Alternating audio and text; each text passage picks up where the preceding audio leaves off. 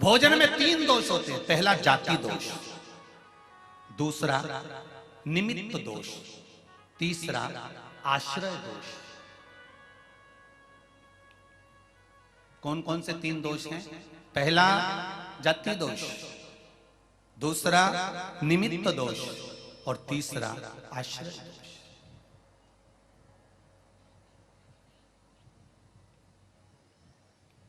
मतलब रसोई घर में जो तुमने भोजन निर्माण करा है उसमें अगर कुछ गलत चीज बन गई है, कोई प्याज लहसुन का भोजन बन गया या कोई आदि मांसाहार से जुड़ा हुआ भोजन बन गया है तो वो दोष ना रहे। दूसरा, भोजन जो बनकर तैयार हुआ है उस भोजन पर घर में 4-5 माताएं रहती है तो कोई ना कोई रजस्वला होती ही रहती है।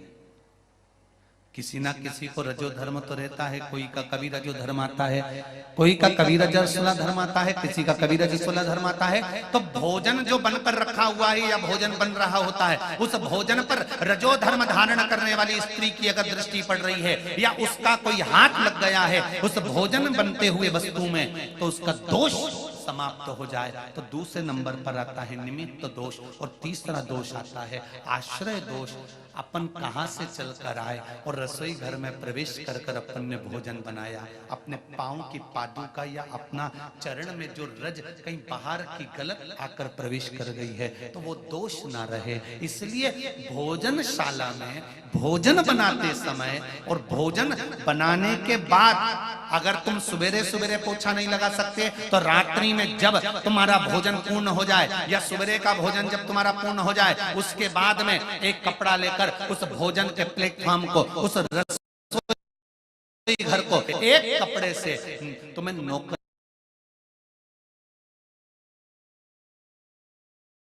उस रसोई घर में जहां अन्नपूर्णा निवास करती है उस रसोई घर में अगर पूरे परिवार को एक जैसा लेकर चलना है, अशांति नहीं चाहते हो, भाइयों में क्रोध नहीं चाहते हो, पूरा परिवार प्रेम से रहना चाहता है तो धन से ज्यादा उस पोछे पर ध्यान देना पड़ेगा कि भोजन होने के बाद एक कपड़ा फेरा जाए।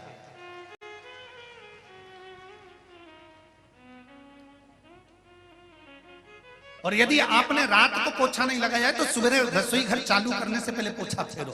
3 दोष से निजात होना चाहिए, 3 दोष मिटना चाहिए। वो दोष समाप्त होगा और समाप्त होगा तब भोजन का जो निर्माण होगा उसमें एक सुख प्राप्त होगा, एक सुख।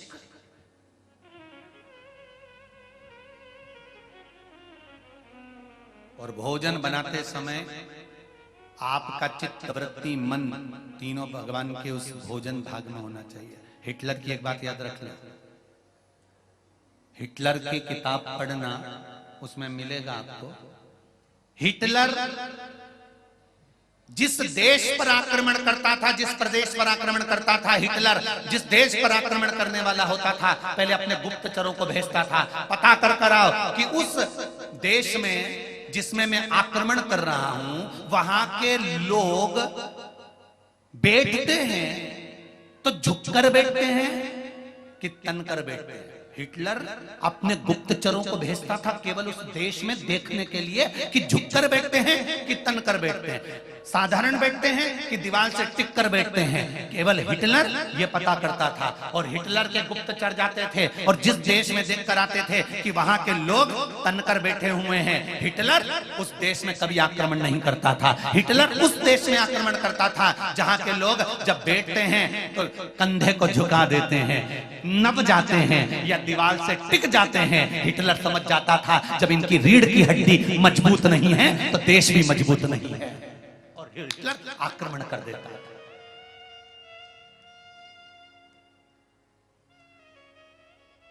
हिटलर उस देश पर आक्रमण कर देता जिसकी रीढ़ की हड्डी मजबूत नहीं। इसलिए हमारा शास्त्र कहता है, हमारा योग आश्रम कहता है, हमारा पतंजलि कहता है, हमारा योग कहता है, हमारे वेद और हमारे शास्त्र कहते हैं